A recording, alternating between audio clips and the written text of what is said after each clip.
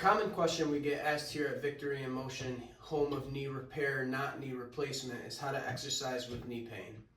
A good method to follow when exercising with knee pain is what we call the red light, yellow light, green light system.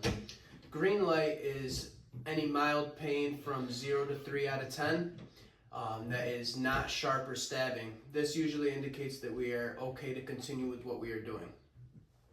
Yellow light is a little more moderate pain, anywhere from 4 to 6 out of 10. This could be dull or achy, sharp or stabbing. This usually indicates that we should modify what we are doing and yield the exercise that we are doing or activity. And the red light is any severe pain, 7 to 10 out of 10, that is debilitating. This usually indicates to stop what we are doing and seek rest.